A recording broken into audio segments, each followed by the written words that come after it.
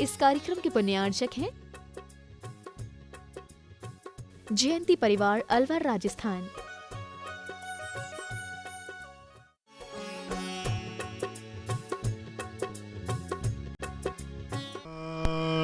नमो अरिहंताण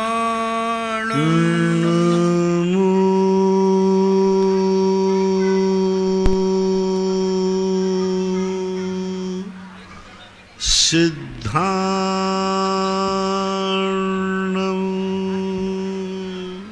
नमो सिद्धार्णं नमो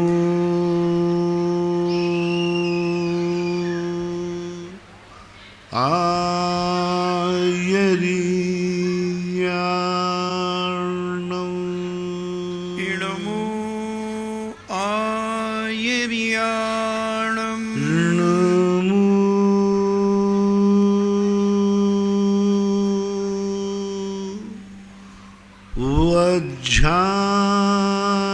वज्झायाणं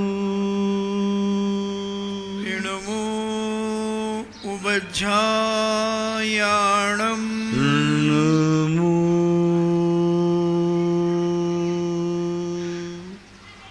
लोये सव साहूर्णं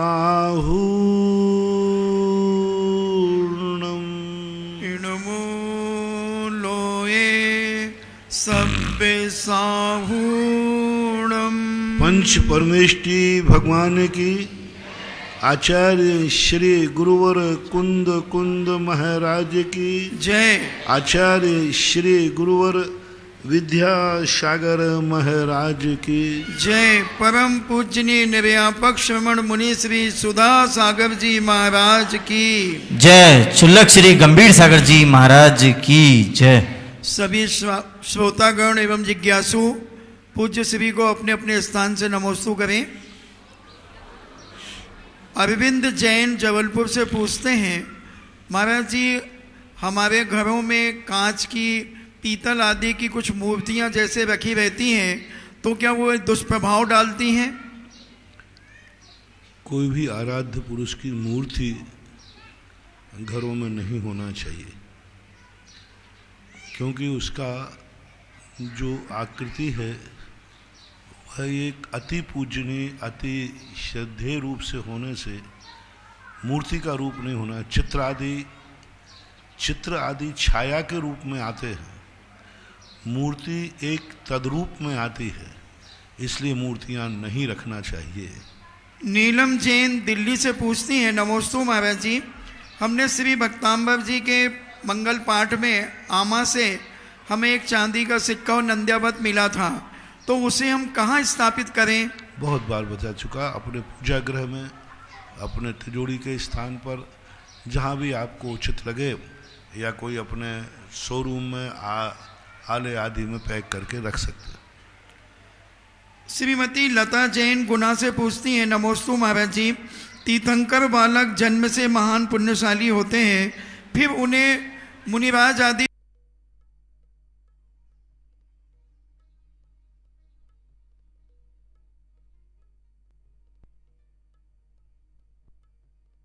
उनके मन में कभी ये भाव नहीं आता कि मैं मुनिराज को नमस्कार नहीं करूं या मंदिर नहीं जाऊं। उनकी एक नियोग है, ऐसी योग्यता है। अब नियोग को तो अपन कुछ भी नहीं कर सकते। तीर्थंकरों का नियोग है कि उनके सामने कभी मुनिराजों का आमना सामना होता ही नहीं। मुनिराज उनको देख सकते हैं, वो मुनिराज की तरफ नहीं देख पाएंगे। कोई उपेक्षा करके मुंह नहीं फेर लेते, उनके मन में भी भाव नहीं आता, क्योंकि उनकी तीर्थंकर प्रकृति का ऐसा नियोग है, नियत है, ऐसा मानना चाहिए। राजेंद्र जैन मेरठ से पूछते हैं, नमोस्तु महाराज जी, बहुत प्रयास करने पर भी अधिकांशतः मन में मलिनता आ जाती है और प्रायः मन वहीं रम जाता है मलिनता में। गुरुवर हम ऐसा क्या करें कि हमारा मन मलिन भाव से बचा रहे? कोई भी मलिनता के प्रति हमें सबसे पहले, जब आपका कपड़ा मलिन हो जाता है तो आप उसको क्या करते हैं, क्यों धोते हैं? मैला कपड़ा है, मैला पहने रहो। आप गंदे कपड़े को क्यों धोने का प्रयास करते हैं? क्यों जल्दी बदलने का प्रयास करते हैं? क्यों सोचते हैं कि कपड़े को जल्दी बदला जाए? क्योंकि गंदा हो गया। तुरंत यदि बीच में गंदा पता चला तो तुरंत दौड़ते हो, 1000 काम छोड़ के, कपड़ा गंदा हो गया। क्यों? आपको ये लगता है कि लोग क्या कहेंगे, हम बदरूप लगेंगे, विद्रूप लगेंगे, लोग अच्छा नहीं कहेंगे। बस ये भय के कारण से तुम कपड़े को तुरंत बदलने का प्रयास करते हो। ऐसा ही जब मन में मलिनता तुरंत तुम्हारे मन में आना चाहिए कि यदि मेरी ये मन की बात किसी को पता चल गई तो, किसी के ज्ञान में आ गई तो, भगवान मेरी मन की मलिनता देख रहे हैं तो फिर मेरी इज्जत क्या रहेगी? मैं भगवान की दृष्टि में, गुरुओं की दृष्टि में कितना गंदा आदमी माना जाऊंगा। और जो मेरे मन में गंदी बात आ रही है वो किसी ना किसी भगवान के ज्ञान में आ रही। मेरी बात मेरे भगवान को पता चल जाए कि मैं इतना गंदा आदमी हूं, इतना निकृष्ट आदमी हूं, मेरे इतने बुरे विचार हैं, तो भगवान की दृष्टि में मेरा स्थान क्या होगा? मेरी स्थिति क्या होगी? फिर क्या मैं मुंह दिखा पाऊंगा सुबह मंदिर में? क्या भगवान के सामने कुछ फरियाद कर पाऊंगा? क्या मैं कोई संकट में पड़ूंगा तो भगवान से कह पाऊंगा कि भगवान मेरे संकट दूर करो? भगवान के मन में कहीं ये भाव आ गया, ऐसे गंदे व्यक्ति के क्या संकट दूर करूं? इतना गंदा आदमी है तू तो। यदि आपके पास में, आपकी कोई परेशानी में, आपके यहाँ किसी ने डाका डाला हो, चोर हो, और वो आपके यहाँ सहायता मांगने आए, तो आपको दया आएगी, गुस्सा आएगा? चोर है वो और परेशानी में पड़ गया है, तो आपसे सहायता मांगने आया, तो आपको गुस्सा आएगा कि दया भाव आएगा? बोलो, गुस्सा आएगा। इसी प्रकार कल मैं भगवान के पास जाऊंगा हमारे संकट में सहायता मांगने, और मैं इतना गंदा आदमी हूं, भगवान को पता चल गया, तो भगवान मेरे लिए ऊपर सहायता करेंगे, क्रोध करेंगे? नहीं, मैं भगवान की दृष्टि में गिरना नहीं चाहता हूं। अर्थात जैसे तुम जल्दी गंदे कपड़े बदल देते हो, ऐसे ही मन की गंदी बात को तुरंत बदल देना चाहिए, तुरंत बदल देना चाहिए, तुरंत उसको साफ करने का प्रयास करना चाहिए। जैसे कपड़ा गंदा होते ही धोने का भाव आता है, ऐसे ही मन गंदा होते ही मन को धोने का भाव आना चाहिए। वचन गंदा होते ही व्यक्ति, कपड़ा गंदा होता है तो तुरंत धोने का भाव करता है, लेकिन मन गंदा होता है उसकी खबर ही नहीं। वचन गंदा होता है उसकी खबर ही नहीं, काया गंदी होती है उसकी खबर ही नहीं। तो कपड़े के गंदा होने के समान आपको मन वचन काय की गंदगी दूर करना चाहिए। ये आपके मन में ऐसा भय, ऐसी इज्जत, आप इज्जत वाले हो तो कपड़े जल्दी बदल दोगे, और बेशरम हो तो गंदे पहने रहोगे। इसी प्रकार इज्जत वाले होगे तो मन गंदा हो भी जाएगा, तुरंत मन को साफ कर लोगे और स्वच्छ हो जाओगे। इंजीनियर पीसी जैन गुना से पूछते हैं, मुनिवर नमोस्तु नमोस्तु नमोस्तु। मेरी जिज्ञासा है, अरागी, सरागी और बीतरागी किसे कहते हैं? अरागी वो कहलाता है जिसमें राग ही उत्पन्न नहीं हुआ, जिसे बालक कहते हैं। रागी वो कहलाता है जिसमें राग द्वेष की क्षमता हो जाती है, और विरागी वो कहलाता है जो राग होने की क्षमता होते ही छोड़ देता है।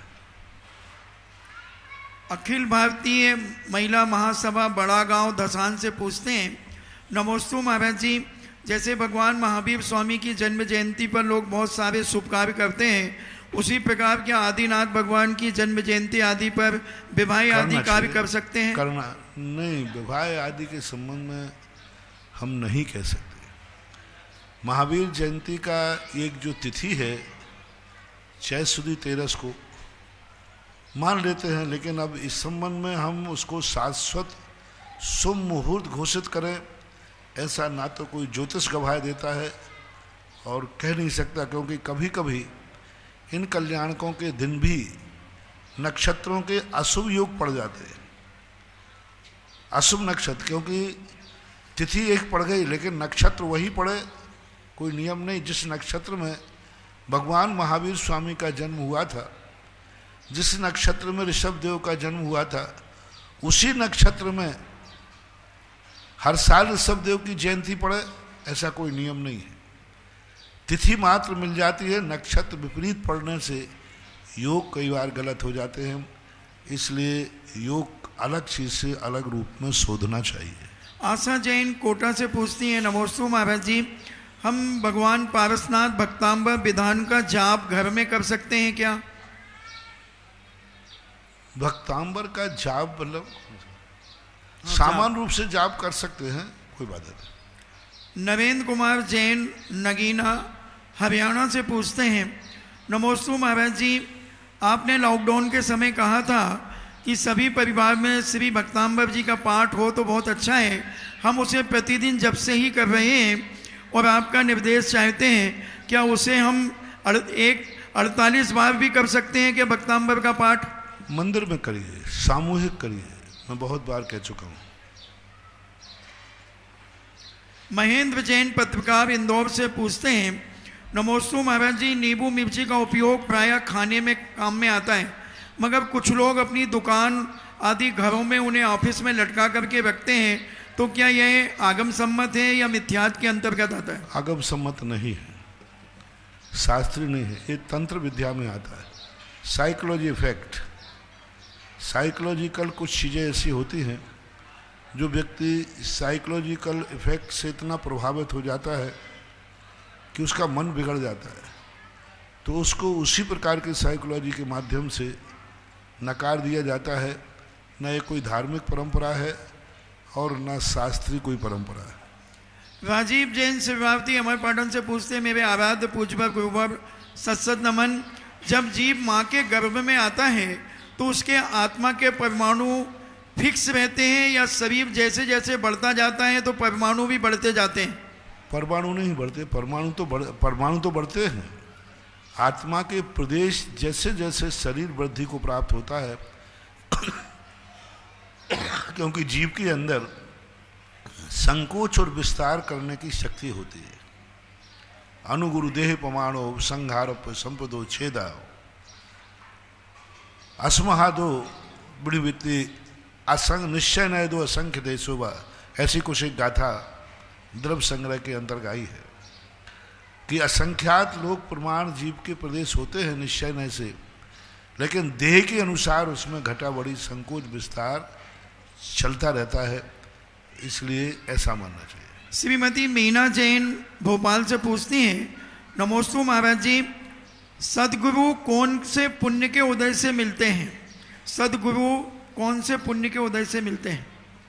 किसी भी अच्छी वस्तु की उपलब्धि साता वेदनी कर्म के उदय से होती है उपलब्धि, लेकिन गुरु को पहचानना कि सदगुरु है, ये कर्म के उदय से नहीं है, ये तुम्हारा पुरुषार्थ है।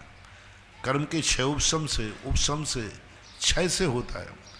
गुरु मिलना तो पुण्य का उदय है, लेकिन गुरु को पहचानना कि ये सच्चा गुरु है, ये मेरा गुरु है, गुरु बनाना ये कोई कर्म का उदय नहीं है, ये तुम्हारा पुरुषार्थ है, सम्यक तो है, विवेक है। नमिता जैन कोटा से पूछती हैं, नमोस्तु मुनिश्री,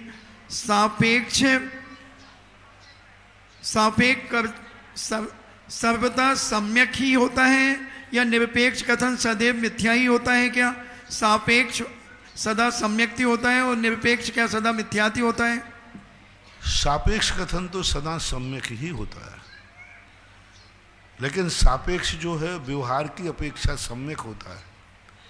निश्चय में अपेक्षा में जब सापेक्ष जाएंगे तो वहाँ गौण हो जाते हैं, लेकिन सापेक्ष सामान्यतः दृष्टि से देखा जाए तो सापेक्ष कथन तो सदा सदा, यदि सापेक्ष सही है तो, यदि सापेक्ष गलत है तो नहीं। जैसे कोई अपने माँ के लिए बुआ बोलता है, कोई अपने पिता के लिए भाई साहब बोलते हैं, तो अब इसको क्या करोगे? भाई साहब किसे बोलते हैं? सामान्य दुनिया में भाई को, लेकिन कई लोग अपने पिता को भाई साहब बोलते हैं, बेटा भी भाई साहब बोलता है। अब ये सापेक्ष कथन क्या, भाई को भाई भाई भाई को बोलते हैं, लेकिन एक रूढ़ी बन गई, सब लोग उसको भाई बोलते हैं। अब किसी को पिता को काका बोलते हैं, पिता को काका बोल रहे हैं, और सभी बच्चे उसको काका बोलते हैं, बड़े लोग भी काका बोलते हैं, अब वो काका के नाम से प्रसिद्ध है।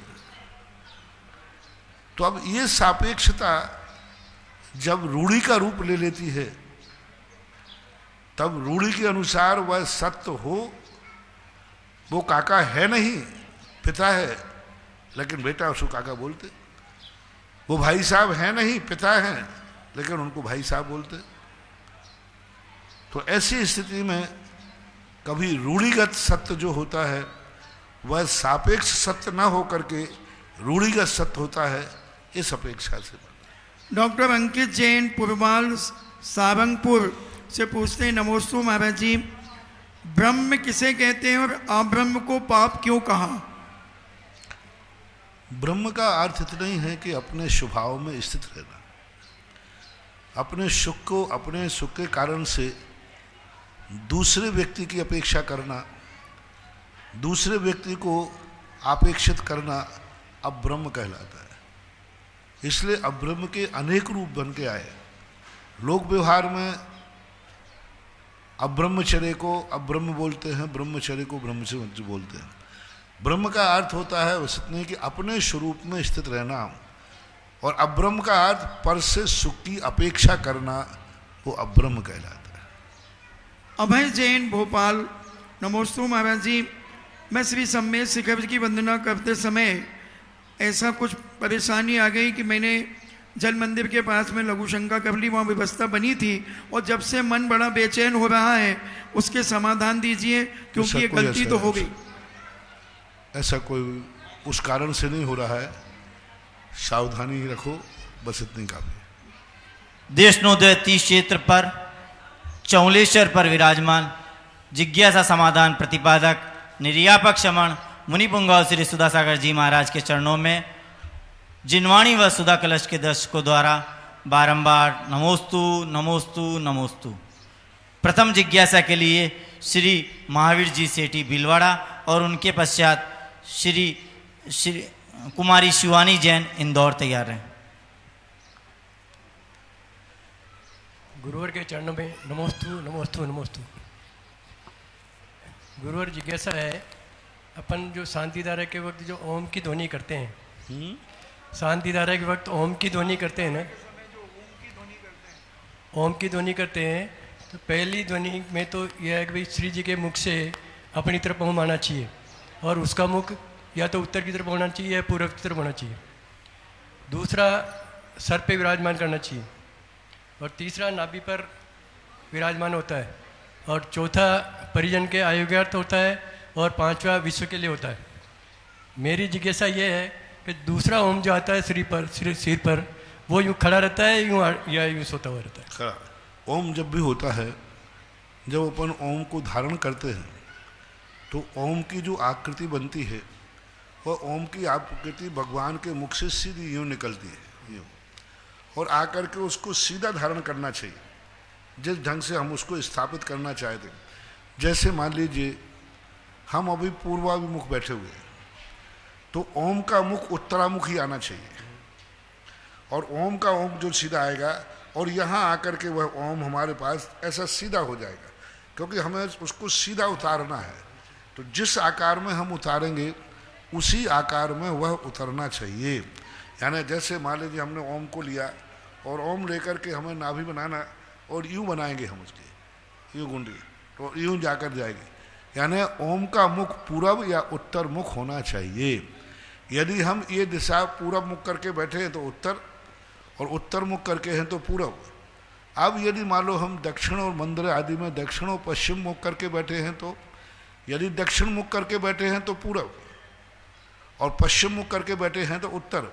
यानी ओम का जो मुख है वो उत्तर और पूरब के मुख से होना चाहिए, क्योंकि ओम उत्तर पूरब से खुला हुआ है, पीछे से तो बंद है ऐसा।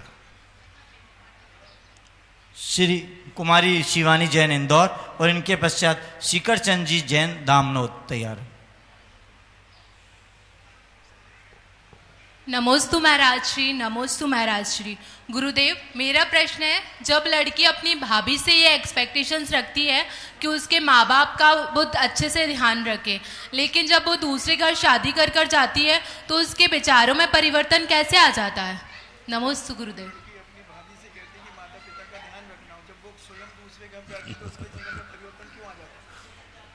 यही तो माया है, यही तो स्वार्थ है। हर माँ को अपनी बेटी बेटी लगती है और बहू पराई बेटी लगती है। हर माँ चाहती है कि मेरी बेटी रक्षाबंधन के दिन घर में आए। कोई सासू नहीं चाहती कि हमारी बहू रक्षाबंधन के दिन पीहर जाए। ऐसी एक कई बार ऐसी घटना घट जाती है, हमारे सामने केस आ जाते हैं। एक रक्षाबंधन के दिन उसका भाई लेने आया तो सासू ने मना कर दिया, नहीं हम नहीं भेजेंगे। बोले क्यों? बोले मेरी बेटी घर आ रही है रक्षाबंधन पर। वो मेरी बेटी घर आ रही है और ये अपने पीहर चली जाए, उसको बना के कौन खिलाएगा? अब उसको ये मालूम नहीं है कि मेरी बेटी घर आ रही तो मेरी बहू को भी बेटी, उसकी भी कोई बेटी है। लेकिन यही जो अविवेक कहलाता है, और यही अविवेक के कारण से व्यक्ति दुखी होता है।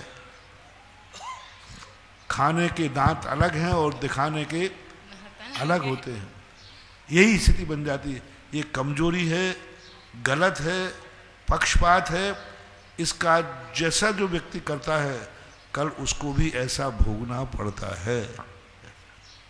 शिखर चंद जी जैन धामनोद और इनके पश्चात मनोरमा जैन देवली तैयार है। गुरुदेव के चरणों में त्रिबान नमोस्तु नमोस्तु नमोस्तु। गुरुदेव, मेरी ये शंका है, जब अर्घ लेके मंदिर जाते हैं उस समय टेबल पे अर्घ इतना भरा हुआ रहता है कि वो अर्घ हटा सकते हैं कि नहीं हटा सकते। और हमारे मंदिर में कुछ पीतल के बर्तन है, कुछ स्टील के बर्तन है, तो स्टील के बर्तन वापर सकते हैं कि नहीं मंदिर में? देखो, खिसकाने के पहले आपको फिर हाथ धोना पड़ेगा। यदि पूर्व का चढ़ा हुआ किसी का भी द्रव्य आप खिसकाते हैं पूजा के पहले, हर चढ़ाने के पहले, तो आपको हाथ धोना निश्चित पड़ेगा। खिसकाने में कोई बाधा नहीं है, लेकिन हाथ धोना पड़ेगा। लेकिन इतना ध्यान रखें कि कहीं वो अभी आधी पूजा कर रहा हो और तुम उसकी पूजा ही को खिसका दो। महाराज जी से अर्घ चढ़ा हुआ रहता टेबल के ऊपर। नहीं, तो यदि वो सामने वाला पूजा कर रहा है तो उसके बीच में आप नहीं खिसका सकते। थोड़ा इसका विवेक करके करें और हाथ धो लें तो कोई बाधा नहीं। और हमारे मंदिर में कुछ स्टील के बर्तन वापरते हैं, कुछ पीतल के वापरते हैं, तो स्टील के बर्तन वापर सकते हैं कि नहीं सकते? स्टील के बर्तन और पीतल के बर्तन है तो स्टील का उपयोग कर सकते। देखो, स्टील का बर्तन का उपयोग मैं समर्थन नहीं करता हूँ।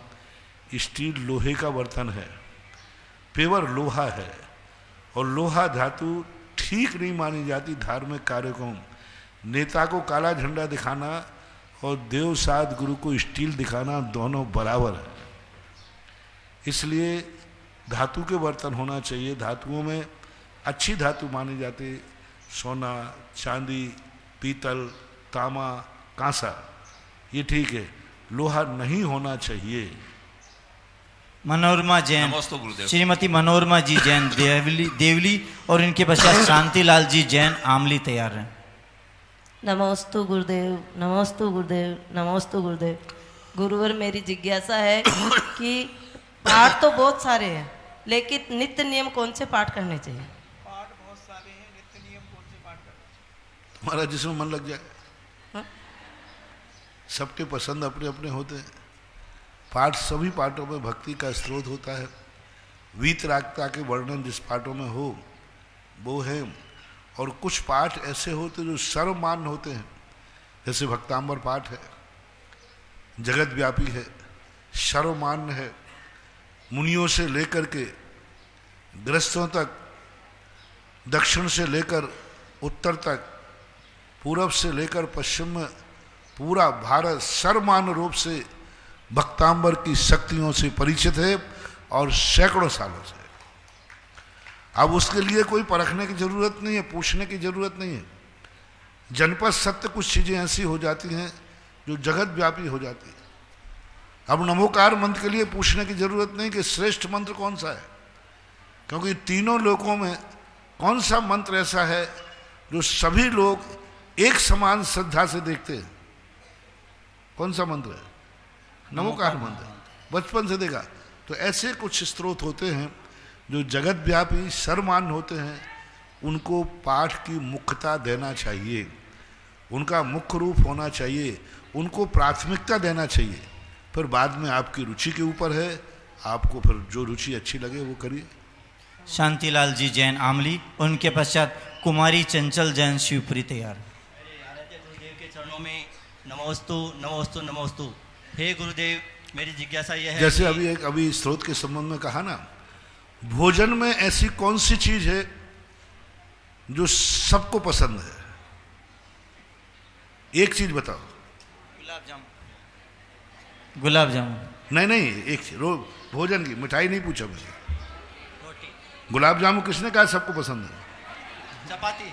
गलत बात। एक चीज बचाओ जो सबको पसंद होती है। रोटी। अब दाल अपनी अपनी हो सकती है, सब्जी भी अपनी अपनी हो सकती है, लेकिन रोटी भी। तो जैसे भोजन में एक चीज ऐसी है जो सारे जगत को मान्य होती है, ऐसे ही अपनी भक्ति में एक भक्ति ऐसी होना चाहिए जो सारे जगत को मान्य होती है, वो श्रेष्ठ कहलाए। जय हो जय हो। शांतिलाल जी। मेरे आराध्य गुरुदेव के चरणों में त्रिबार नमोस्तु गुरुदेव, नमोस्तु गुरुदेव, नमोस्तु गुरुदेव। हे गुरुदेव, मेरी जिज्ञासा यह है कि महावीर पुराण के अंदर लक्ष्मी को वेश्या के रूप में बताया गया है, वेश्या के समान बताया गया है, ऐसा क्यों? किसके समान? वेश्या के समान लक्ष्मी को। कहाँ ऐसा? तो महावीर पुराण के अंदर है गुरुदेव। अब देखो, ये वो लक्ष्मी वाली बात शब्द नहीं है, ये तुम्हारे जो रुपया पैसा है, धन लक्ष्मी के बारे में ये है, क्योंकि वह किसी की नहीं होती। लक्ष्मी का एक रूप कोई देवता के रूप में मानते, कोई देवी के रूप में मानते, उसकी आलोचना नहीं है यहाँ। यहाँ जो धन दौलत पैसा है, इसके लिए है परिग्रह के रूप में लिया गया कि इसका कोई भरोसा नहीं, आज तुम्हारे पास है, कल दूसरे के पास पड़ लो, तो ये धन दौलत हो। धन दौलत तो बदलती रहती। अब लीजिए साहब, 500 का नोट लक्ष्मी के नाम से, तुम धन दौलत को हमारे यहाँ लक्ष्मी कहा नहीं गया, लोगों ने इसको लक्ष्मी मान लिया। लक्ष्मी तो धन दौलत है, नोट। अब लीजिए, अब नोट इतना अच्छा था 500 का, घोषणा हो गई कि 500 का नोट बंद किया जाता, अब क्या हो गया? वो कागज का टुकड़ा हो गया। तो धन दौलत की अपेक्षा से मानना चाहिए। नमोस्तु गुरुदेव, नमोस्तु गुरुदेव। कुमारी चंचल जैन शिवपुरी और इनके पश्चात चंद्र प्रकाश जी जैन बाबूदार तैयार। हेलो, पूज्य गुरुदेव के चरणों में एवं सत्संग के चरणों में नमोस्तु बारंबार। महाराज जी, भगवान महावीर स्वामी के आदर्श के अनुसार तो हमने कभी भी किसी भी जातिवाद नहीं किया है, उन्होंने सभी को समानता से देखा है। तो फिर आज हमारे ही धर्म में सबसे ज़्यादा जातिवाद को क्यों मानते हैं? जैसे अब कभी आहारचर्या या कोई अभिषेक के समय में हम लोग ऐसा क्यों भेदभाव करते हैं? एवं शांतिनाथ विधान, महावीर स्वामी ने जातिवाद की बात क्यों नहीं कही थी? सबसे ज्यादा का जातिवाद कट्टरवादी थे। जाति जब आचरण से बन जाती है तब जातिवाद का भेद होता है। आज जातियां आचरण से बन गई। पहले जब उन जातियों में भेद नहीं है, जहां गुरु एक होता है, भगवान एक होता है, नमोकार मंत्र होता है, वहां जाति नहीं भेद किया जाता, सब जाति समान होती है। जहां आचार और विचारों में भेद आ जाता है, वहां जाति भेद हो जाता है। महावीर या सामर्थक सबसे बड़ी उनका था, आचार और विचार में भेद नहीं होना चाहिए। फिर ये जो जातियां तुम्हारी हैं, ऋषभदेव के समय, महावीर आदि के समय जाति भेद था, और उन्होंने आलोचना की जाति भेद की। कब की? जिनके भगवान खोटे हैं, गुरु खोटा है, शास्त्र खोटा है, उन्होंने जाति भेद कहा। जहां एक जाति हो, एक आचार हो, एक विचार हो, एक गुरु हो, एक भगवान हो और एक नमोकार मंत्र हो, एक धर्म हो, फिर कोई जाति की जरूरत नहीं है। सवाल ये नहीं है कि तुम कौन जाति के हो, सवाल ये है कि तुम्हारे भगवान अलग अलग है। विधर्मी का रूप जाति है हमारे यहाँ। ये जाति है, कोई खंडेलवाल है, कोई बघेरवाल है, कोई जायसवाल है, कोई ओसवाल है, कोई, इससे हमारा कोई लेना देना नहीं है। हमारा देना देना है कि भगवान में भेद नहीं होना चाहिए। भगवान का रूप, जिन सबके भगवान एक रूप में हैं वे सब एक जाति है। जिनका गुरु एक है वो एक जाति है। जिसका नमोकार मंत्र एक है उसकी एक जाति है, वो जाति थी। और पीढ़ी दर पीढ़ी से जिस प्रकार की व्यवस्थाएं चली आ रही हैं उनके लिए एक पीढ़ी दर पीढ़ी है। कोई भी जाति का हो कोई बात नहीं, आपकी पीढ़ी में आपका भगवान मैचिंग करता है कि नहीं। अभी परसों मैंने प्रवचन कहा था, जैन दर्शन ये नहीं पूछता है तुम कैसे हो, जैन दर्शन पूछता है तुम्हारा भगवान कैसा है। जैन दर्शन ये नहीं पूछता तुम कैसे हो, तुम्हारा गुरु कैसा है। जैन दर्शन ये नहीं पूछते कि तुम कैसे हो, तुम्हारा शास्त्र कैसा है। तो सबसे बड़ी चीज है कि जो देव सद्गुरु जो हमारे गाइड थे वो यदि एक होना चाहिए, भगवान की बल्दियत एक हो, गुरु की बल्दियत एक हो और शास्त्र की बल्दियत एक हो, फिर संसार की हर जाति एक जाति मानी जाती है। ये है महावीर का कथन। भगवान में भेद है वो विजाति है, गुरु में भेद है वो विजाति है, धर्म में भेद है वो विजाति है। तो आचार और विचार में एकता होना चाहिए इन जातियों का। इसलिए हमारे महावीर स्वामी ने जहां जातियों को एक बात कही वहां पर धर्म, गुरु और देव ये तीनों को एकता की दृष्टि से कहा, ऐसा लेना चाहिए। श्री चंद्र प्रकाश जी जैन बाबूदार और इनके पश्चात तैयार रहेंगे प्रियंका जैन महुआ। निर्वाहक मुनि श्रमण श्री 180 मोनी पुंगव 180 सुधासागर जी महाराज के चरणों में देशनोदय चौलेश्वर अतिशय क्षेत्र की और मेरे परिवार की ओर से अभिवादन में ज्यादा समय नहीं लगा, प्रश्न करें। महाराज जी कार्यालय में श्रावक श्रेष्ठी आते हैं भोजन पुण्य से बनाने के लिए, उनको कैसे बनाए और आपके आशीर्वाद से अगर बना लेते हैं तो उनको क्या फल मिलेगा और फल के साथ कितना % पुण्य लगेगा। भोजन पुण्यार्जक कोई बनता है तो उसको भोजन यात्रियों को कितना पुण्य लगेगा, यात्रियों कैसे बनाए। नहीं महाराज जी, उनको भोजन पुण्य के लिए आते हैं तो उनको कैसे बनाए। अगर आपके आशीर्वाद से बनाते हैं तो उनको क्या फल मिलता है और फल के साथ कितना % पुण्य लगेगा। मैं तो नमोस्तु का आशीर्वाद देता हूं और किसी दुनिया भर के कामों का नहीं देता। मैं तो उपदेश देता हूं। आशीर्वाद तो मात्र नमोस्तु करने वाले को मिलता है। आशीर्वाद फोकट में नहीं कि वो भैंस थापरो आरो ले लो रे भाई आशीर्वाद, फलानी चीज करो ये आशीर्वाद दो। आशीर्वाद कोई बाजारी वस्तु नहीं है। आशीर्वाद तो मात्र नमोस्तु पर दिया जाता है और दुनिया के कार्यों के उपदेश दिए जाते हैं। और उपदेश जो दिया जाता है वो मैंने कल इतने विस्तार से बता दिया। कल ही तो बताया था,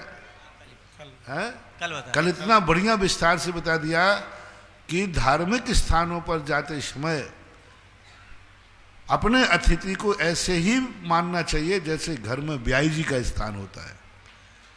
क्योंकि भगवान को यदि तुम अपना मानते हो तो जैसे तुम्हारे भाई के परिवार का रिश्तेदार तुम्हारा रिश्तेदार होता है, भगवान भी हमारे बॉस हैं, हमारे गॉड हैं, हमारे महापिता हैं, जगत पिता हैं। उनके भक्तों के लिए भी होना चाहिए। और जो क्षेत्रों पे आते हैं उनको भी ये सोचना चाहिए, देखो देने वाला व्यक्ति बहुत होशियारी से खिलाने वाला तो खिलाएगा फोकट में, लेकिन खाने वाला कभी फोकट में नहीं खाता। यदि ओरिजिनल जैनी है तो, डुप्लीकेट बनिया है तो नहीं कहता। मैं बनिया और जैनी में अंतर मानता हूं। जैनी कभी फोकट में खाता नहीं और जैनी को कभी कोई पैसे लेकर के खिलाता नहीं। जैनी को सदा लोग निःशुल्क खिलाते हैं, ये जैनी की पहचान है। और जैनी कभी निःशुल्क खाता नहीं, ये जैनी की पहचान है। सुनना, दोनों बातें सुनना। जैनी यदि तुम हो और कहीं धार्मिक स्थान पर जाओ, रिश्तेदारी में कहीं भी जाओगे, जैनी से कभी कोई पैसा नहीं लेता। जैनी के लिए कभी शुल्क नहीं होता। जैनी के लिए, सुन रहे हो बनिया लोगों, अभी फोन पूछ रहा हूं तुम जैनी हो या नहीं। जैनी को कभी पैसा कहीं लगता ही नहीं। जैनी को कभी कोई व्यक्ति पैसे से भोजन नहीं कराता, निःशुल्क ही कराता है। ये नियम है। और जैनी कभी निःशुल्क खाता नहीं, ये नियम है। कैसा नियम है? अब खिलाने वाला तो निःशुल्क खिलाएगा, लेकिन वो किसी ना किसी बहाने से हिसाब लगा लेगा, आज मैंने कितना खाया, ये आइटम कितने के होंगे, 100 रुपए के। वो जाकर के तुरंत रसीद कटाएगा 100 रुपए की, बिना उसके क्षेत्र से जा नहीं सकता वो। जैसे रिश्तेदारी में कभी जैनी निःशुल्क नहीं खाता, और रिश्तेदार कभी जैनी को पैसे लेकर, तो क्या करते हैं आप लोग? अपने पूर्वजों की बड़ी अच्छी परंपरा है। तुम रिश्तेदारी में जाते हो, 2 दिन रुके, 2 दिन रुकने के बाद आप लोग क्या करते हैं? जेब से पैसा निकालते हैं। लोग क्या कर, आप चुप रहिए, वो पालने के बाद जाते बच्चे के पास। अब 500 रुपए का नोट बच्चे को टिकाया है, बच्चे के किस काम का है? ये बच्चे को नहीं टिकाया है, वो 2 दिन का बिल चुकाया है। स्टैंडर्ड मेंटेन जैनी का बहुत बड़ा स्टैंडर्ड मेंटेन है। उसने 2 दिन लेकर के अपना ऐसा बच्चे के नाम पे, क्योंकि पैसा देते तो थोड़ा ठीक नहीं लगता। जैनियों के बिल चुकाने, भारतीय संस्कृति का देखो, अपने रिश्तेदारी में बिल चुकाने का तरीका देखो, पालना है, उसको देके आएगा। और ये भी ध्यान रखना, ये भी ध्यान रखना, कितना भी तुम्हारे लिए अच्छा कराया गया हो, तुम्हारे जाने के बाद महिलाएं सबसे पहले पालने के पास जाती हैं, क्या देके गया, और नहीं देके आ गए, मूस कहीं का खा गया। बच्चों से पूछते क्या तुझे कुछ जेब में देगा क्या? इसलिए जैनी जहां भी जाए, हमेशा जैनी आता है तो उसको निःशुल्क खिलाना चाहिए, और जैनी को कभी निःशुल्क नहीं खाना चाहिए। अपने हिसाब से वो दान करना ही चाहिए, चाहे भली वो बच्चे के पालने के लिए करो, चाहे भली आप 100 रुपया दान देके रसीद कटाइए, गुल्लक में डाल दीजिए, किसी ना किसी बहाने जाइए। ये गुल्लकें जो रखी जाती है ना, ये कोई साधारण चीज नहीं है, ये पैसा इकट्ठा करने का तरीका नहीं है, ये बिल काउंटर है। मैं मंदिर में आया, मेरे निमित्त से फर्श गंदा हुआ, मैं मंदिर में आया, बाहर मैंने पैर धोए, मैं मंदिर में आया, मेरे लिए पंखा चला, मैं मंदिर में आया, मेरे लिए लाइट जली, मैं मंदिर में आया, मैंने पूजन की थाली का उपयोग किया, मैं मंदिर में आया, मैंने चटाई का उपयोग किया, मैं मंदिर में आया, मैंने अपनी पूजा इस मंदिर के अंदर बैठ के की, मैंने उपयोग किया इस मंदिर का। कुल मिलाकर के इतना का कितना रुपया हुआ? इस मंदिर में अंदाज से 100 लोग आते हैं। वो कहता है ठीक है, सब मिलाकर के ये 5 रुपया गुल्लक में डालते हैं, ये बिल काउंटर है, ये पैसा इकट्ठा करने का तरीका नहीं है, क्योंकि मंदिर का उपभोग मैंने किया है।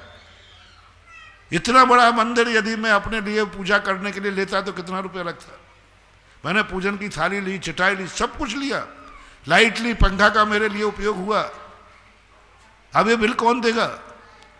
तो पूर्वजों ने कहा यदि बिल मांगेंगे तो अच्छा नहीं, उन्होंने कहा गुल्लक रख दीजिए, गुल्लक रख दीजिए। गुल्लक में डाला हुआ पैसा ना दान है, गुल्लक में लगाया हुआ पैसा उस मंदिर में जो तुमने उपयोग किया है वो निर्माल का रूप देकर के उसको उसमें डाल दिया जाता है। अब उसे निर्माल का दोष है। इसलिए हमारी जैन परंपरा, जब भी किसी मंदिर में जाते हैं, भगवान के दर्शन करने के बाद जैनी गुल्लक ढूंढता है, गुल्लक कहाँ है? ये जैनी की आदत है, सच्चे जैनी कह रहा हूं, बनिया की नहीं। जैनी भगवान के दर्शन करने के बाद गुल्लक ढूंढता है। ये गुल्लक क्या है? इस मंदिर का मैंने उपयोग किया, इस मंदिर में मैंने पुण्य कमाया, मैंने कमाया इस मंदिर में पुण्य बनकर, अभी मैंने पूजा की है और पूजा करके मुझे इतना पुण्य कमाया। जिस मंदिर में मैंने पुण्य कमाया है उस मंदिर में मेरे लिए कितनी चीजों का उपयोग हुआ, उन सब का हम उसको डालते हैं। भाषा बदल गई। जैसे ब्याई जी के यहाँ आप गए, आपने पालने में बच्चे को 500 रुपया दे के आ गए। आपको मालूम बच्चा 500 रुपये को जानता है क्या? नहीं। क्या उसके काम में आएगा? नहीं, कुछ काम नहीं है, लेकिन वो देने का तरीका है। ये सभ्यता हमारी होना चाहिए। यानी जैनियों को अपने तीर्थ क्षेत्रों पर आए हुए मेहमानों को सदा निःशुल्क भोजन कराना चाहिए और तीर्थ क्षेत्र पे आने वाले श्रावकों को कभी निःशुल्क भोजन करना नहीं चाहिए। उनको किसी ना किसी बहाने से वो बिल पेमेंट कर देना चाहिए। तो दोनों हाथ में लड्डू, इधर खिलाने वाला भी जैनिया का सम्मान हो गया, इधर देने वाले ने भी स्वाभिमान से खाया क्योंकि मैं दान दे के आया। देने वाले ने तुम्हारा सम्मान कर लिया कि नहीं जैनी भाई आया है, इससे क्या पैसा लेना, आइए साहब बैठिए, आप जैनी हैं। और जैनी ने भी कहा ठीक है आपने मेरा सम्मान किया लेकिन मैं अपना स्वाभिमान नहीं खो सकता हूं, मैं किसी ना किसी बहाने गुल्लक में जाकर के 100 रुपया डालता हूं। ये जैनी ने अपने स्वाभिमान की रक्षा कर दी और दोनों ने अपनी, इसने मेहमान का सम्मान कर लिया, उसने अपने स्वाभिमान का। और जो ऐसा करते हैं उनके जीवन में कभी भी फल पूछ रहे हो? हाँ, फल सबसे बड़ा है। जो जैनी को भोजन कराता है मेहमान बन के, वो कभी भूखा नहीं मर सकता, भूखा नहीं सो सकता। और जो व्यक्ति हमेशा कहीं भी किसी ना किसी बहाने से जो खाया है उसको हम किसी ना किसी रूप में चुकाएंगे, उसको जिंदगी में कभी ऐसा हाथ नहीं करना पड़ता, उसका सदा यूं हाथ रहता है। जय हो जय। उसको कभी भी कर्जा नहीं लेना पड़ेगा, कभी उसकी दरिद्रता नहीं आएगी, क्योंकि वो जो कुछ भी अपने लिए उपयोग किया है, मंदिर तक में भगवान तक का कर्जा नहीं लेता। भगवान मेरे लिए पंखा चला है, ये लाइट मेरे लिए रखी है, ये पंडाल किसके लिए लगा है, बोलो जल्दी बोलो। कल हटवा दो, बोलो ना क्या बात होगी। वैसे बैठेंगे कैसे सब, हटवा, तावड़ो पड़ो, तावड़ो धूप लगेगी। पंडाल किसके लिए लगाया है? श्रावक के लिए। श्रावक सोचता है पंडाल श्रावक के लिए है, मैंने भी इस पंडाल का उपयोग किया है। वो किसी ना किसी बहाने से 2 रुपया गुल्लक में डाल देगा, 50 पैसे गुल्लक में डाल देगा। वो अंदाज लगा लेगा कि पंडाल लगा है और मैंने 1.5 घंटे इसका उपयोग किया है। 1 घंटे में इस पंडाल में बैठा था, अब इस पंडाल का 1 घंटे का किराया क्या मान के चले। मुझे शांति मिली, मैंने बहुत कमाई किया, गुरु का वचन सुना, मैंने अनमोल निधि मिली, मेरी अनमोल कमाई हो गई। मैंने गुरु के सामने बैठ करके और 1 घंटे प्रवचन किया, मजा आ गया, आनंद आ गया, जन्म जन्म के पाप कट गए और जन्म जन्म का भंडार बढ़ गया। मैंने इतनी कमाई की है, मैं कुछ दे करके जाऊंगा, क्योंकि बिना टैक्स दिए कमाना 2 नंबर की कमाई कहलाती है, मैं दे के। जय हो जय हो। ये तरीका जैनियों का है, ये स्टैंडर्ड मेंटेन कहलाता है। ना इसको पता चले ना इसको पता चले और लेन देन होता रहे, बराबर हो जाना चाहिए।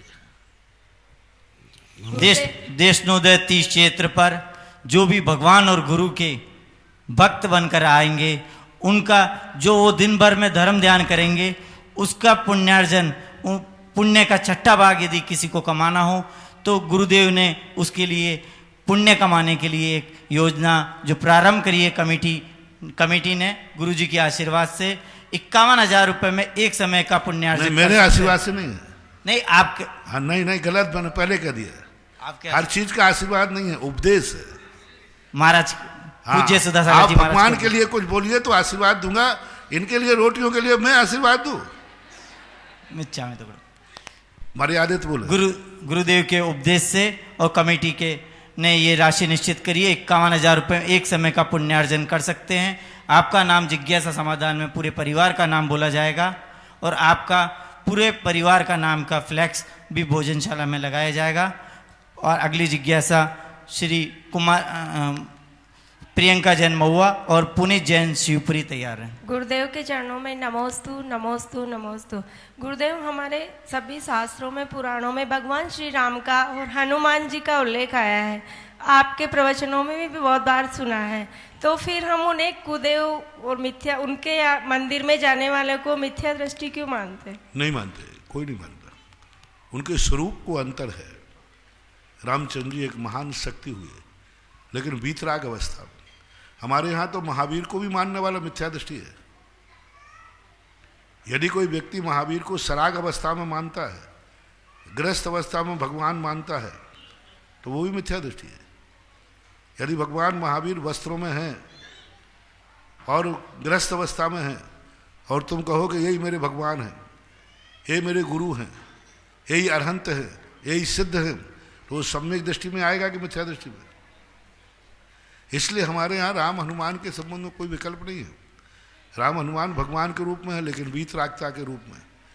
यदि भगवान राम को हम वीतराग रूप में मानते हैं तो कोई गलत नहीं है, ठीक है, वीतरागी थे, हनुमान वीतरागी थे।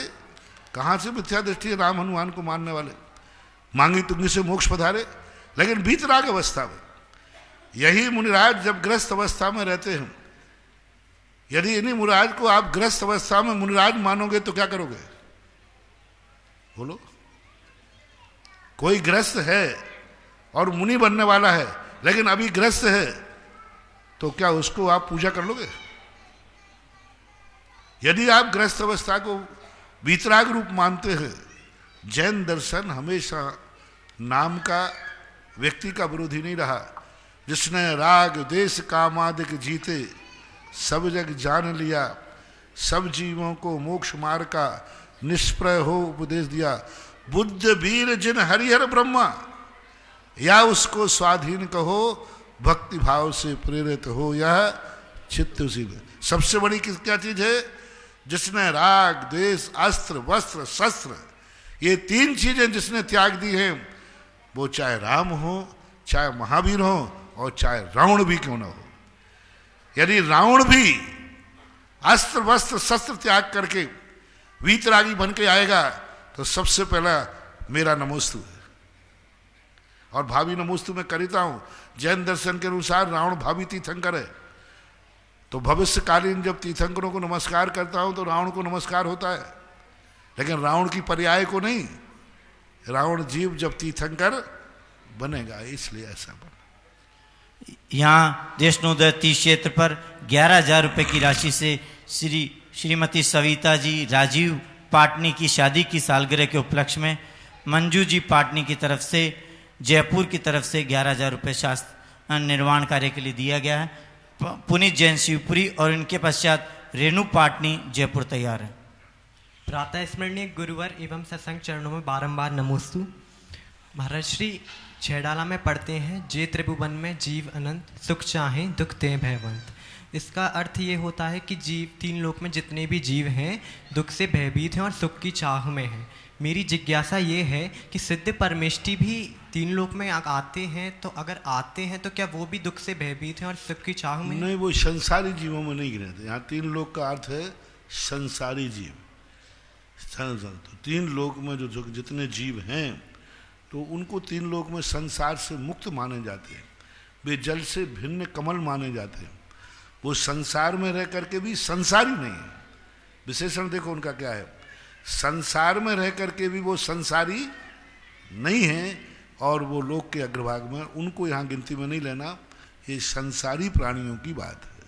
नहीं, उसमें लिखा नहीं है अलग संसारी प्राणी, वो लगा लिया जाता है। जब कहा ना संसार में जो है सब धोखे की ठाटी है, तो महाराज भी आ गए धोखे में। इस संसार में बहुत महाराज धोखा, दगाबाज, बेईमानी, हर व्यक्ति यहाँ बेईमान है। अरे भाई होश में बोल, मैं भी यही हूं। लेकिन कहने में क्या आता है, बहुत है। बहुमत को ये वन आम्र का है, उसमें नीम के पेड़ भी तो हैं, उसमें और भी पेड़ हैं, फिर उस वन को आम्र का पेड़ क्यों कहा? बहुलता से, क्योंकि बहुलता आम का पेड़ होने से वो आम्र का वन है। उसके बीच में और दूसरे पेड़ भी हैं। इसी प्रकार बहुतायत संसारी जीवों की अपेक्षा ये कहा जाता है संसार धोखे की ठाठी है, संसार माया जाल है। लेकिन संसार में महाराज भी आते, लेकिन इनकी संख्या अल्प है, और इनको फिर बाद में विशेषता कह देते हैं। अंत में जाकर छठवीं ढाल में आप पढ़ना, पहली ढाल में तो सामान्य कथन कर दिया, अब उनमें विशेष जाकर के जब छठी ढाल आएगी तो उसमें कहा जाएगा बड़ भागी रत्नात्रय धरें। फिर देखो उनकी महिमा क्या कहा कि मुनिराज, अरहंत, सिद्ध, आचार्य, उपाध्याय, ये पंच परमेष्टियों में संसारी प्राणी का लक्षण लागू नहीं होता है। श्रीमती रेणु जी पाटनी जयपुर और इनके पश्चात तैयार रहेंगे छोटू जी पाटनी विजयनगर। नमोस्तु महाराज जी। महाराज जी, कई लोग ऐसे कहते हैं कि जैसे भरत चक्रवर्ती के जो वो 923 पुत्र नित्य निगोष से निकल के और सीधे मोक्ष चल गए थे, तो ये व्रत पूजा उपवास ये सब इस सब से क्या होगा करने से? दो प्रकार के लोग होते हैं। एक होते हैं जो मेहनत करते हैं तब उनको मजदूरी मिलती है, और एक व्यक्ति वो होते हैं जो उनकी किस्मत से मेहनत में रास्ते में ही पड़ी हुई अंधे को चौराहे पर मणि मिल जाती है। अंधा एक जा रहा था, लंगड़ा भी था अंधा भी था, वो रास्ते को टटोलते जा रहा था और जाते उसके एक बिस्कुट मिल गया सोने का। तो अब जब उस अंधे ने कहा मुझे चौराहे पर सोने का बिस्कुट मिला, अब सारे आंखों वाले चौराहे पर बिस्कुट खोजने के लिए बैठ गए। तो क्या होगा? ये काकतारी न्याय कहलाता है। अनायास अंधे को चौराहे पर मणि मिल जाए बिना मेहनत के, तो सारे आंखों वाले धंधा पानी छोड़ करके चौराहे पर मणि के लिए ना बैठ जाएं। वो एक न्याय है। हजारों लाखों अरबों जीवों में 923 पुत्रों ने ऐसा कमाल किया, बाकी सबको उपवास करना पड़े, एक दिन में नहीं 10-10 भाव तक तपस्या करना पड़ी, तभी मोक्ष मिला है। अंधे को चौराहे पर मणि मिल गई, ये 923 पुत्रों का अपवाद कहलाता है। राजकुमार जी गोदा और उनके पश्चात छोटू जी विजयनगर। महाराज जी, ये बेटा है तो मैं इसको रोज ये अभिषेक करने कभी कभी जाता है, मैं इससे कहती हूँ रोज जाया कर, तो बोलता है भगवान के ऊपर खाली कलश धोने से क्या होगा जब तक मन नहीं होगा। कलश धुलोगे तो मन धुलेगा, मन धुलेगा तो कलश नहीं धुलेंगे। मन धोने के लिए ही तो मंदिर जाया जाता है। पहले तुम्हारा मन धुलेगा तो पहले शरीर में से मैल निकलेगा तो नहाओगे, कि नहाओगे तो बेटा मैल धुलेगा। मैल निकल जाएगा तब कहीं जाकर नहाओगे, या मैल अब मैल निकल गया तो फिर नहाने की जरूरत क्या है? मैल निकालने के लिए नहाया जाता है। मन पवित्र हो गया तो मंदिर जाने की जरूरत ही नहीं। मन को पवित्र करने के लिए ही ये सब साधन होते हैं। ऐसा महाराज इस हिसाब से तो फिर अगर मंदिर जाए नहीं, मन ऐसे ही स्वच्छ है तो फिर? हाँ तो कहाँ है? किस अपने आप में साइन कर लिया, लिख लिया कि हम तो ये किसने डिसाइड किया कि मन पवित्र है, मन वो तो काफी तो गुरुजी जांचेंगे ना। यदि आपने जब स्कूल में आप पेपर देते हो तो सही मान के लिखते हो कि गलत मान के? बोलो भाई बेटा, स्कूल सही मान के ही लिखेंगे लगे, फिर 0 नंबर क्यों आ जाता है? ये सर्टिफाई कौन करेगा? गुरुदेव, ये तो गुरु ही करेगा। बस, तो बेटा तुम्हारा मन सही है कि नहीं, पहले सर्टिफाइड कराओ, हस्ताक्षर तो लो। और हस्ताक्षर देने वाला होता है माँ बाप, हस्ताक्षर देने वाला तो गुरु। हर विद्यार्थी यही कहता है मैंने सही लिखा है, लेकिन जब रिजल्ट आता है तब पता चलता है कि सही क्या था। इसी प्रकार मन सही है, पवित्र है, इसका निर्णय कौन करेगा? गार्जियन, जो तुम्हारा बॉस है, जो तुम्हारा गुरु है, जो संरक्षक है, वो निशान लगाएंगे कि राइट क्या है, गलत क्या है, सही क्या। हस्ताक्षर जरूरी है, सत्य है, कोई जरूरी नहीं कि वो प्रमाणिक हो। हर विद्यार्थी काफी में सही लिखता है, लेकिन वो प्रमाणिक हो ऐसा कोई नियम नहीं। प्रमाणिकता के लिए गुरु चाहिए। राजकुमार जी गोदा और उनके पश्चात छोटू जी पाटनी। महाराज, मेरे को रात को एक तो नींद नहीं आती और सपने खूब आते हैं और मन भटकता रहता है। बहुत अच्छा नसीब है तुम्हारा। भगवान करे मेरी नींद चली जाए जिससे मैं रात भर जागूं। जय। हमारे यहाँ नींद अच्छे, माला फेरो, जापो, बढ़िया माला फेरो, आराम से नींद आ जाएगी। दुनिया में किसी में नींद नहीं आता है, वो 10 माला का नियम ले लो, बीच में निपट जाओगे, आराम से आ जाएगी। नमोस्तु महाराज जी, नमोस्तु। छोटू जी पाटनी और इनके पश्चात तैयार रहे सुरेखा जैन महुआ। तुम एक नियम ले लो बाबा जी कि जब तक नींद आएगी हम माला ही फेरते रहेंगे। फिर देखो मन कहेगा जल्दी सो जाओ, नहीं तो ये पता नहीं 100-150 माला फिर डालेगा। जिन जिन को नींद नहीं आती वो नियम ले लें, माला जब तक नींद नहीं आएगी हम माला फेरते रहेंगे। नमोस्तु गुरुदेव, नमोस्तु गुरुदेव, नमोस्तु। गुरुदेव मेरी जिज्ञासा है कि किसी भी मंदिर जी में या क्षेत्र में या तीसरे क्षेत्र में मूल नायक भगवान खड्गासन विराजमान कर सकते हैं क्या, और कर सकते हैं तो करने वाले पर और वहाँ की समाज पर उसका क्या प्रभाव पड़ता है? हमारे यहाँ शास्त्रों में दोनों प्रकार के मूल नायकों का उल्लेख मिलता है, खड्गासन भी और पद्मासन भी। विशेष रूप से अकृत्रिम चैत्यालयों में पद्मासन मूर्तियाँ ही होती हैं। समोषण का प्रतीक होने से पद्मासन ही मानी जाती हैं, लेकिन आगम में खड्गासन का निषेध नहीं है, कोई बाधा नहीं। नमस्ते। चंद्रोदय 30 क्षेत्र चांदखेड़ी में भक्तामृत दान में कुछ नाम आए हैं। 51,000 रुपये की राशि से श्री राजकुमार जी, निर्मला देवी, संदीप, स्वीटी, हार्दिक, अमित, रश्मि, रेखा, सुभाष, पूर्वी, केशव, मनीषा, दीपशिका, डोली, नवीन, लोहाड़िया परिवार, डिब्रूगढ़ आसाम से। और दूसरा नाम आया श्री सतीश जी जैन, सर्वेश जैन, सौरभ जैन, अक्षत जैन, अंबर जैन, आरव जैन मेरठ से। और तीसरा नाम आया है श्री पुण्योदय महिला मंडल दादावाड़ी कोटा, अध्यक्ष है श्री आशा जी माल, सुरेखा जी। इनके पश्चात मनमोहन जी गोदा तैयार हैं। गुरुवर के चरणों में मेरा और मेरे परिवार की ओर से बारंबार नमोस्तु नमोस्तु नमोस्तु। गुरुवर, जब हम 24 भगवान के टोकों के अर्घ चढ़ाते हैं तो उसमें महावीर स्वामी का अर्घ आता है। उसमें उसी जिनवाणियों में 26 मुनि सहित पावापूर्व से 26 मुनि सहित मोक्ष पधारे, उनके चरणों में बारंबार नमोस्तु आता है। और बहुत सारी जिनवाणियों में 36 मुनि सहित मोक्ष पधारे ये आता है, तो इसमें सही कौन सा है?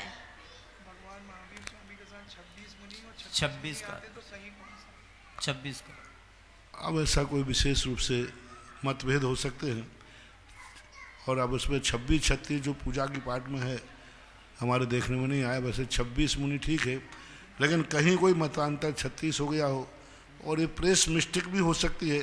26 का 36 और 36 का 26, अपन को क्या फर्क पड़ता है? 26 होंगे तो ठीक है, 36 हुए तो और अच्छा है, 10 को और नमस्कार है। इन सब महाराज जी, एक और मेरी जिज्ञासा है। अभी मैं ऊपर जब दर्शन करने गई तो वहाँ सूतक के बारे में लिखा हुआ था। उसमें लिखा हुआ था अगर परिवार का कोई भी सदस्य अंतकाल के समय वहाँ जाता है दाह संस्कार में, तो उस परिवार को 1 दिन का सूतक लगता है, तो उस सदस्य को ही लगेगा या पूरे परिवार को लगेगा? सदस्य को, जो सदस्य जाता है उसको ही लगता है, परिवार को नहीं। मनमोहन जी गोदा कोटा। इनके पश्चात कुमारी रीचा जैन इंदौर तैयार है। गुरुवर के सादर चरणों में मेरा कोटिशा नमोस्तु नमोस्तु नमोस्तु।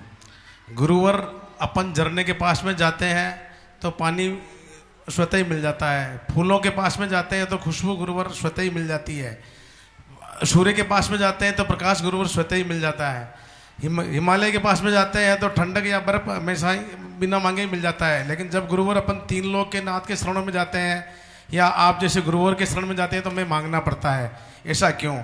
इसी संदर्भ में गुरुदेव, मैंने भावना त्रिशतिका में आचार्य अमित गति देव ने 11वें श्लोक में भी गुरुदेव जिनवाणी माता की स्तुति करते हुए उन्होंने भी एक मांग रखी कि हे जिनवाणी माता, मुझे ये 5 चीज़ जो मैं मांग रहा हूँ चिंतामणि रत्न के समान है, वो यदि मुझे मिल जाए तो ही मैं आपकी वंदना करूँगा। उन्होंने लिखा गुरुदेव बोधि समझ गया समझ करें क्या? भीख मांगते मांगते भिखमंगे इतने ज़्यादा आदत पड़ गई कि वो भगवान से भी भीख ही मांग लेता है। भगवान को यदि उसको इतना विश्वास हो कि बिना मांगे मिलता है तो मांगेगा नहीं। उसको ये संदेह है कि मांगे बिना मिलता नहीं है, इसलिए वो मांगने की आदत पड़ गई है। अब रही बात जो भक्ति में कहा जाता है, ये भक्ति की भाषा कहलाती है। ये मांगा नहीं जाता और ये मांगने का संस्कार भी नहीं कहलाता। ये भक्ति की भाषा है। वो ही लाओ, मुझे बुद्धि दो, मुझे सद्बुद्धि दो, मुझे इस प्रकार, तो ये भक्ति की भाषा कहलाती है। इसमें मांगना और नहीं मांगने का सवाल नहीं होता है। भक्ति में ऐसा कहा जाता है क्योंकि जिससे वो मैं तू दाता है और मैं लेने वाला हूँ, तो ये भक्ति बात कहलाता है। इसकी भाषा ही ऐसी है, ऐसा मानना चाहिए। कुमारी रीचा जैन इंदौर और इनके पश्चात अमोलोक जी गोदा तैयार हैं। नमोस्तु गुरुवर, नमोस्तु नमोस्तु। गुरुवर, मेरा जिज्ञासा ये है कि कुछ बातें दिल पर लग जाती हैं, उन्हें दिल से कैसे हटाया जाए? कुछ बातें दिल से मनाया जाए? महाराज श्री, कोई हमारे साथ गलत करता है और हमें दिल में घर कर जाती हैं कुछ बातें, हम उसे कैसे भुला पाएं? देखो, अच्छी बात है तो भुलाना नहीं, और बुरी बात है तो रखना नहीं। अभी मैंने प्रारंभ में कहा था, गंदा कपड़ा होते ही आप उसको ज़्यादा समय तक पहनना पसंद करते हैं या बदलना? बदलना। बोलो। बदलना। बदलना पसंद करते हैं। इसी प्रकार मन में कोई गंदी बात आ गई है और वो गंदी है, तो हमें तुरंत उस मन को बदलने का प्रयास करना चाहिए, क्योंकि तुम्हें मालूम है कि जितनी देर वो गंदी बात मेरे दिल में रहेगी, अच्छी बात प्रवेश नहीं कर पाएगी। उसको भूल जाना चाहिए, क्योंकि सामने वाला यदि मेरा मित्र है तो वो मुझे गंदी बात कहेगा नहीं, और मेरा दुश्मन है तो वो गंदी बात कहे बिना रहेगा नहीं। दिल को चुभाने वाली बात किसी ने कही है, निश्चित समझना ये पूर्व भाव का मेरा कोई दुश्मन है, इसने अपनी दुश्मनी भंजाई है, दुश्मन को मैं सफल नहीं होने दूंगा। दुश्मन की गंदी बात मेरे घर में रह जाए, ये तो दुश्मन सफल हो गया, मैं हार गया, उसको तुरंत निकाल देना चाहिए। पहली बात तो नीति यह है कि जब कोई गंदी बात हो उसको अंदर आने ही नहीं देना चाहिए। जिसकी बात जिसने दी मुझे और हमने नहीं ली, तो वो किसके पास रह जाएगी? जिसने दी उसी के पास रह जाएगी। हम एक्सेप्ट ही नहीं किया, मैंने गलत है, आपने मुझे गाली दी, मैंने सुनी ही नहीं, एक्सेप्ट ही नहीं किया। एक्सेप्ट हम कर लेते वो सफल हो जाता है। यदि दुश्मन की बात हमने दिल से लगा दी, दुश्मन जीत गया, तुम हार गए, तुम हार गए। और यदि तुमने उसको एक्सेप्ट ही नहीं किया, मेरा दिल कोई ऐसा नहीं है जो दुश्मनों की बात लगाए, मेरा दिल वो पावन है कि गुरु की बात दिल में रखूंगा, भगवान की बात रखूंगा। गंदी बातें हमारे दिल में रहेंगी तो गुरु की बात कहाँ रहेगी? ऐसा विचार करना चाहिए और भूल जाना चाहिए, क्योंकि उससे अपना ही नुकसान है। अमोलोक जी गोदा और गुरुदेव, वसंती देवी कोटा तैयार है। मेरे आराध्य गुरुवर के चरणों में बारंबार नमोस्तु नमोस्तु नमोस्तु। गुरुदेव, ये जिज्ञासा चंद्र प्रकाश जैन बिगोद वाले की है। वे पूछते हैं कि श्रावक अपने लिए चौका तैयार करता है, बहुत सारे व्यंजन बनाता है, गुरुदेव का पड़गाहन करता है, सौभाग्य से पड़गाहन में वो सफल हो जाता है, गुरुदेव चौके में आ जाते हैं। गुरुदेव अपना पुण्य बढ़ाने के लिए उन बहुत सारे व्यंजनों को हटाकर कुछ एक ही व्यंजन रखते हैं और अपना पुण्य बढ़ा लेते हैं। तो ऐसे में उस श्रावक का पुण्य क्या घटेगा या बढ़ेगा, क्या होगा? चौके में बहुत सारा सामान बनाते हैं, साधु कुछ लेता है कुछ नहीं लेता, तो श्रावक तो भक्ति से बनाता है, तो उसका पुण्य बढ़ेगा कि घटेगा? श्रावक बढ़ेगा, वो तो उसने भक्ति से बनाया अपने, और भक्ति जितना बनाया है उसने अपने लिए बनाया। सवाल ये है, भोजन बनाने के बाद वह भोजन वो स्वयं खाता है या नहीं बाद में? यदि खाता है तो बराबर उसका पुण्य का भागीदार है। महाराज को तो देता है और स्वयं नहीं खाता है, तो फिर गलत है। चौके का अर्थ होता है कि महाराज के बाद जो भोजन बचाता है या जो शेष रहता है, वो उतना अपने हिसाब से बनाता है और वो खाता है, उसमें कोई दोष नहीं लगता। महाराज लेवें या ना लेवें, उसका पुण्य तो उसी समय लग गया जिस समय बनाते समय उसका भाव आया, आज इतनी बढ़िया चीज बना रहा हूं, हे भगवान महाराज की अंजलि में पहुंच जाए तो जीवन धन्य हो जाए।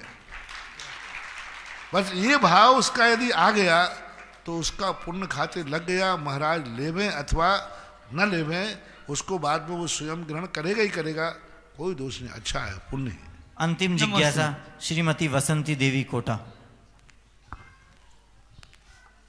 हे गुरुवर, नमोस्तु नमोस्तु नमोस्तु। भोग भूमि का जीव मरकर कहाँ उत्पन्न होता है और भोग भूमि के जीव की आहार क्या है?